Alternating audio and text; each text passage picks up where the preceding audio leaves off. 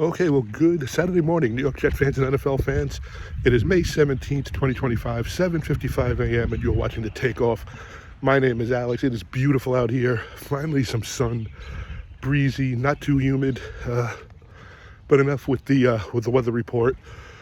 NFL schedule for 2025-2026 season was released Wednesday night, and we have our Jets schedule, and we're going to hop right into it. But before I get into it, I wanted to say there will not be any predictions made today on the schedule. You can't make a prediction, at this point in the offseason on records. There's final roster spots have not been made. Preseason games have not been made. Your starting quarterback, even though it looks like it's going to be Justin Fields, has not been named. And there's just a few more attributes going through it. So, I'll hold that off to probably right after the final preseason game, a third preseason game this year. So, first of all, speaking of preseason, now they do 3 preseason games. The Jets will have 2 on the road, so to speak, and 1 at home. Both, 2 games will be at MetLife, though. So they'll be on the road the first week. They are in Green Bay. I believe it's Green Bay on week 1. Week 2 is at the Giants, and then week 3 is at the Eagles. Usually that week 3 game in the final preseason game, your third and fourth stringers get most of the play time. You may have Tyrod Taylor play a lot of the last preseason game, but again, we are about 3 months away from that at minimum. So we shall see. So the schedule came out, and what a difference, first of all, in the last 2 years schedule set up for the Jets than there was, when Aaron Rodgers came aboard. And of course, that is the main focus. Remember, the Jets coming off of a big defensive standpoint the year that Rodgers got hurt. And they look like they could be a really good defense.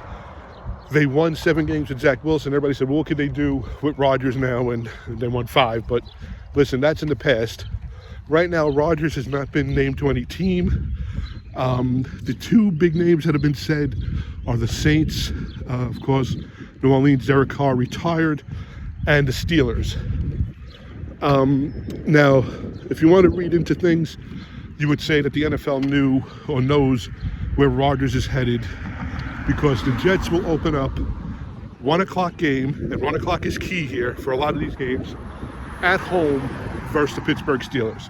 And a lot of backstory information there. First of all, you have Justin Fields, who is a former Pittsburgh Steeler, coming to the Jets. He will probably be the starter week 1 for the Jets. You have the Steelers, who will most likely sign Aaron Rodgers. I mean, it's leaning towards that. I'm not sure what's going on. I mean, you'd have to figure by now Rodgers would have gave some insight to what he wants to do, but this is just him. And we learned that as Jet fans, you take what looks like what's going to happen, 100% of what's going to happen, and Rodgers just does a complete turnaround. So do I think that he'll play for the Steelers? I think so. I think it will be named, or it will be made public probably mid-June. He won't go to the mini camps. He won't go to any of the future OTAs, and he'll probably just go in for training camp. So we're holding off on that. So like I said, 1 o'clock games are the key here. The Jets, the last 2 seasons, I want to say, had a combined of 11 or 12 standalone games, and that goes through Sunday Night Football, Thursday Night Football, Monday Night Football, Black Friday. So they go from that, and they go to and of course a London game against the Vikings last year. It goes to that, to 3 standalone games. All 3 are outside of MetLife Stadium. Now, yes, the Jets versus Denver in London in October is a Jet home game, but it's outside of MetLife Stadium. They'll be away on a Monday night game against Miami early in the season, and then they will be away on a Thursday night against the Patriots. So you don't have Mahomes coming into town on a Sunday or a Thursday. You don't have the Chargers on a Monday or a Thursday again. You don't have the Bills. You don't have you have the Jets are away, or they're outside of MetLife. Of course, Jet fans could travel to all these games, but home game at MetLife, there are no primetime games. They have 13 1 o'clock games slated on the schedule right now. The only game that's not set to change is the only game that can be set to change is Jets at Buffalo. That is going to be the last weekend of the season. That could be anywhere from Saturday, Sunday, or Monday. But that can change as well. That's to be determined. So that's the only one that's not set in stone. But let's take a look what we got going. So I have my paper here. Jets open up at home for the first 2 weeks, which hasn't happened in years. I think the last time the Jets opened at home the first 2 weeks was the 2010 season. MetLife. It was Jets Ravens on Monday night, to open up MetLife Stadium, and then the following Sunday versus the Patriots. This year, they're home. They take the Steelers on at 1 p.m. Next week, they have Buffalo. So you have the Steelers and Buffalo weeks 1 and 2 at home. I like it. I don't think the Steelers are the team that they used to be. And I'm not saying the Jets are this juggernaut, but they're not the Steelers that they used to be. You don't even know who their quarterback is right now, but you still have Tomlin as their coach. That's number one. Then you get Josh Allen early in the season. I like that as well. He is a seasoned veteran. Of course, he doesn't need to be, getting into a groove, but you get him early in the season. So he's not on a 4, 5, 6 game tear. He's not lighting it up. He's still early in the season. Then they go on the road for 2 weeks. And I like that they're on the road for 2 weeks. What my only downfall for the road, or my only negative against the road, is they're in they're in Florida. They're in Tampa Bay, week 3. I believe that is a 4:15 game. And then they're at Miami the following Monday at 7:15. So I'm guessing that's a doubleheader Monday night game. Usually they do the 7:15. They do like a 10 o'clock game or 10:15 game for the West Coast. So they're going to be in Florida in mid to late September, where temperatures could still be 89, 90, 95, 100 degrees with, 90 to 90% humidity. So that is, one aspect. But that's the first quarter of the season. Your first 4 games, home for Pittsburgh, home for Buffalo, at Tampa Bay, and at Miami. Then they come home for a game against the Dallas Cowboys. Again, Dallas, not the team of the 80s and 90s that they were, but they're still pretty tough. They also, bring a large fan base. So the first 3 home games that the Jets have a fan base that follows them and travels with them all around the country. So last year, I will say this, our opening night at the stadium was the Patriot Thursday night game. I think it was, I forgot what it was, Monday or Thursday, I forgot what it was. And there was maybe a sprinkle of Patriot fans. Everybody was expecting with the Rodgers return and the hoopla and all that. You got to hope the same thing comes back this year, with the Jet fans not giving up their seats to opposing fans. So your first 4 games, home for Pitt, home for Buffalo, at Tampa Bay, at Miami, Monday night, home for Dallas. Okay? They then go, and I'm going to do quote unquote on the road to London. It is a Jet home game, but of course when you're in, overseas, you have, just all different fan bases there watching the games, and they're playing Denver. So that's their other game. That's not at 1 o'clock. That's 9:30 Eastern Standard Time. Then they go to Carolina. Then they come home for Carolina, and then they go to Cincinnati. So they get their bye week on week 9, 11-2. So before their bye, Pittsburgh, Buffalo at home, Tampa Bay, Miami on the road, Dallas at home, Denver in London, home for Carolina at Cincinnati, Joe Burrow and company before they go on a bye. So the bye now I'm going to give you is week 9, smack in the middle of a 17-week season. Every year, and I said this in my pod videos, my podcasts in the past, my videos in the past, back in the day, before, you had NFL.com and before Jets.com and before you could Google, you would get the Daily News and the New York Post mid-April or so, and they would have in the sports section the Jets and Giants schedule. And my father would look through it, I would look through it.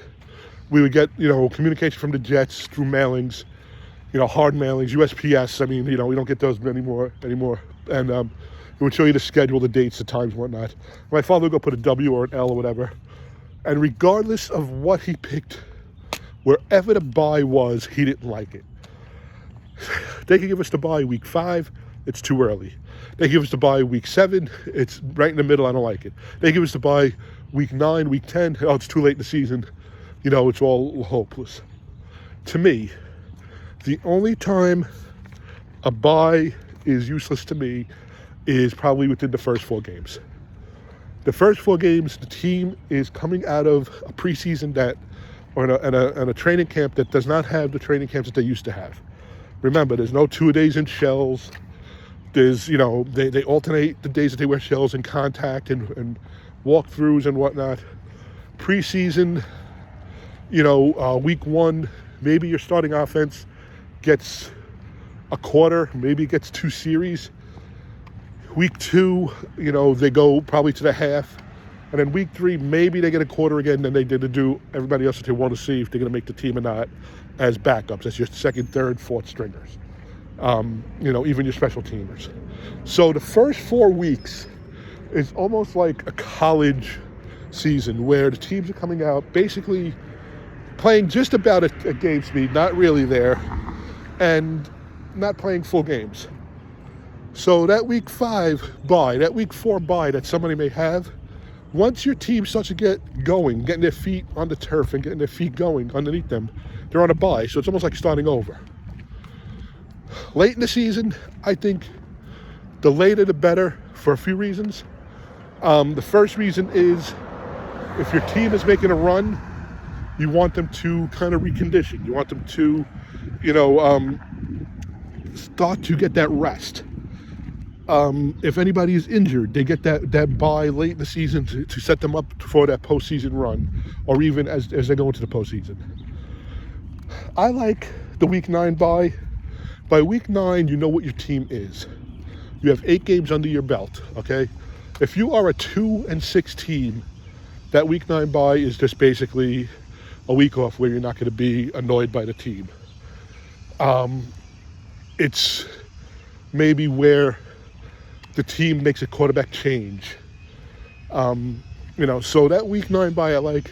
Also, if you're at week 9, excuse me, and you're at 5-3, 4-4, that could be where your team regroups, puts their heads together, maybe readjusts, maybe makes, some changes, makes the adjustments, and moves forward for the second half of the season. So I don't have a problem with the week 9 bye. After the bye, they're home against Cleveland. So they're playing 2 Ohio teams within 3 weeks. They're at Cincy, on a bye, and home against Cleveland. They have a short week. They go to New England for Thursday night football. Listen, regardless of any team's records, whatever the Jets' record is, whatever they play New England and New England's record is, it's always a hot game. Yes, even with Belichick not there anymore, even with Brady in the booth, Jets, New England is always a hot game. They then go to Baltimore, where it's really a tough place to play. I think the Jets have only won in Baltimore twice in their history. So Baltimore is always a tough team to play, a tough place to play. So they go to Baltimore. Then they come home against Atlanta and against Miami. So they're home for 2 weeks in a row again. Atlanta, like the Jets, in a rebuilding phase. And then Miami, Jets-Miami, always a rivalry. I can remember back in the 90s, the Jets were like 1-7 or 2-6, something like that. And Miami came into town and the Jets just dominated them. And they always play up to the Miami rivalry. So that should be good. Then they go down to Jacksonville. So they're in Florida 3 times this year, but it's late in the year. It's week 15 at Jacksonville, then at the Saints. Now, the Saints could have Aaron Rodgers. The Steelers could have Aaron Rodgers, or Aaron Rodgers could retire, maybe sit out this year, but they'll be down in New Orleans. Then they come home week 17. That's the final regular season home game. That's against New England. And then they go on the road to Buffalo that week 18 weekend. And then, again, that can be it's to be determined at this point, but it could be a Saturday afternoon or evening game. It could be a Sunday at 1 o'clock. It could be a Sunday at 4:15 national game. It could be a Sunday night football game. I'm not sure if it could be a Monday night game. I don't think it flexes out to Monday night. But that'll all depend on basically the meaning of the game. Can it mean something for the Jets? Can it mean something for Buffalo? Can it mean something for both of them? I mean, one can only hope. We have not played a meaningful game past the second week of November in years. So that could be a big game. And that late in the season, that portion of the season in Buffalo, you could get all 4 seasons of weather. So you can wake up there and it could be misty and cold. It could be windy and snow and ice.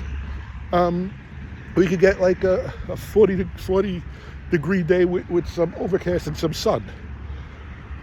So that's, to be determined on the schedule and, of course, with the weather. So I'm not going to give my predictions. I do like the schedule. I do like the teams we're playing. I will not, like I said, stop picking win, loss, whatever. That's way too early for that. So that's the schedule right now. What I do like right now with the way this team is going, silent. They're stealth. Even, the joke was, even the schedule wasn't leaked out until basically a couple hours before it's supposed to be released. And that's when the teams get it. So even the coaching staff and the front office held their news back and whatnot. You're not hearing a lot of chatter out of Jet Camp or out of Florham Park. Probably going back for years, you had, of course, between Rex, and again, I can't tell you how much I liked Rex as our coach, to Todd Bowles and then the reporter from the Daily News, Manish Mehta, and then, you always had these leaks coming out. Last year and the year before with Rodgers, you had a lot of turmoil, a lot of dirty laundry being aired. And right now, with Coach Glenn, he is just looking to build the team. And he said something last week that probably I have not heard since Parcells has been here. Okay, and he said something to the point of, and I'm just ad-libbing here. He's not looking to put together a bunch of football players on the team. He's looking to build a team with talent, with players that'll build this team. And I think that speaks volumes because going back 30 years, when free agency really took off, the Jets always brought in that name or two names that, made them stand out a little bit in the headlines. You had, excuse me, Boomer Esiason coming back to New York. He was an Islip guy, I believe. You had Ronnie Lott coming in, from San Fran. The big hitting Ronnie Lott was going to lead this team. And you had Ronnie Lott, who also was a mentor to Aaron Glenn. You had Leonard Marshall. You had, I forgot the name of the receiver from the Oilers, Gibbons back in the day. You had Dexter Carter. The Vinny coming back to the Jets, to New York. Vinny from Elmont was a nice story, and I don't think that was a big deal at that point. Parcells wasn't into that. But you had these names that came in and they said, oh, that's going to work. And basically for a little bit it did. You had the Jet fans in awe of these players coming here, but never really panned out. And you can build a dream team, but if they don't work together, if they don't play together, if they're not part of what your program is trying to do, it's I'm not going to say it's a nightmare because that's just cliche, but it's not going to work out. So I like what Coach Glenn is doing. They even said that the practices are different, right now in the OTAs and the mandatory camps, and it's nice to hear. Now, yes, we have not stepped onto a field and played a preseason game. We have not put in the playbook and put in game planning. But it's nice to hear in May, first of all, a lot of nothing coming out of Florham Park, because usually, you don't get that. And it's nice to hear that there's a different type of feeling in the locker room. Now, I'm on social media a lot, obviously. Excuse me. And I'm, you're reading different things, and somebody had written, and I'm not sure if it was a beat writer or what have you, something about how the Jets are losing the locker room for getting rid of some of these players, and of course letting Aaron Rodgers go, letting the wide receiver go. Yesterday let Morstead go, and Greg Zuerlein went this week, and I don't think you're losing the locker room. I think, first of all, Morstead and Zuerlein, I think they serve their purpose. But I want to say that Aaron is making this his team. Aaron is making this his program, working with the GM and building a team. And that's the main part, building. Now, listen, I want to win. I want to see success, because I haven't seen success. This team has not seen success or stiff success since 2015, when they came close to the playoffs, came into the game. They have not been in the postseason since the 2010-2011 season. So if you tell me this year they go 3-14, it's going to be a total disappointment. This team is going to be out of any type of contention before Halloween. But if you tell me they go 3-13 this year, or 3-14 this year, or maybe 5-12, and then next year they're a playoff team, they win the division, I'll take that building. If you tell me that for the next 3-4 years, Aaron Glenn is putting together pieces and they don't work, then it's another failed program that has been hired to run the Jets, and then you start all over again. So listen, second week of May, not even Memorial Day yet. The schedule is out. I am waiting. I'm always waiting for the teams to take the field. I'm trying to get as much information as I could, and I'm excited about watching my team play. The last 2 years it was do or die. It was you make it or you're gonna bust out, and the team busted out. First year, again, going back to the injury with Rodgers, you got to remember, Zach Wilson, I believe, had a 4 or 5 game winning streak. We were at 5 wins or 6 wins very early on, and then everything just kind of fell apart.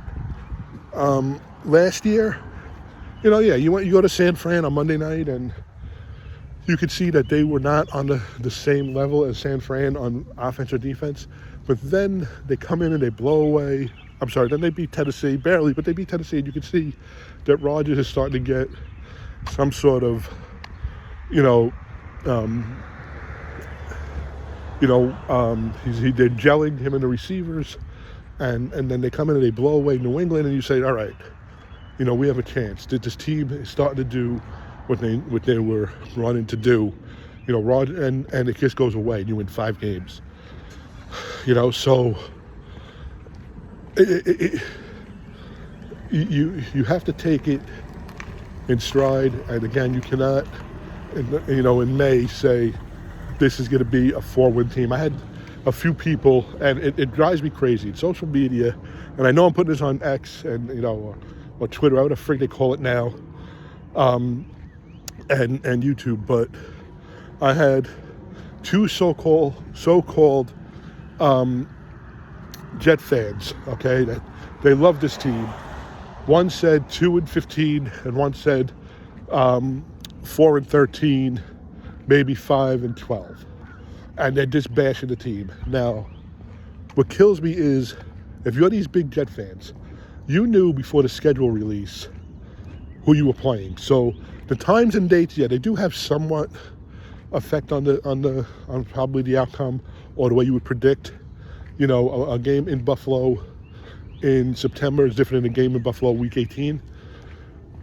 But you can't tell me that you didn't see your opponents home and away and say win-win or lose-lose or whatever it was. You looked at the schedule, all of a sudden it's gloom and doom before your coach puts the whistle around his neck and has him run out of the tunnel for a preseason game.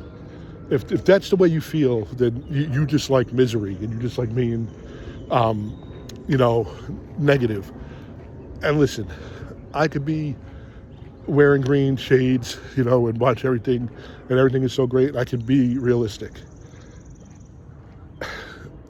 I don't know if there's a playoff team. I'm not sure. They have not proven to me anything yet. Are they a 3-win team? Possibly. Are they a 7 or 8-win team? Maybe. Are they a 12-win team? Probably not. But I'm not going to go on Facebook or on Twitter and start fucking complaining, excuse my language, about this. Don't watch the teams then. Don't watch the games. I just don't get it. So anyway, enjoy the rest of your spring. Any news that comes up with the team, I will try to do some podcasts and some videos to get them out there. But usually it's kind of slow now, and I like it being kind of slow now. I'll take the slow and steady right now and move forward to the regular season, in 3.5 months. But we'll do it from there. Remember, you could follow us on YouTube. You could subscribe to the YouTube channel and the YouTube account. So the YouTube account is The Takeoff. The YouTube channel is at The Jets Takeoff. You can follow us on Twitter at The Jets Takeoff is our Twitter handle. You can email us, thejets.takeoff@gmail.com. Subscribe to the YouTube account. Share our link on Twitter with your friends. We'd love to hear your feedback. We'd love to hear what you have to say about the team. Also, what you want to say about how I'm presenting this. Sometimes I do this from inside my home and on Jet Room. Sometimes I do this. It's a beautiful day out. I got my steps in early, and just to give you a different, perspective and a different view. But anyway, have a great rest of your week, or actually have a great weekend. Stay safe, stay healthy. Have a blessed weekend, a blessed weekend, whatever you want to call it, and let's see where we go.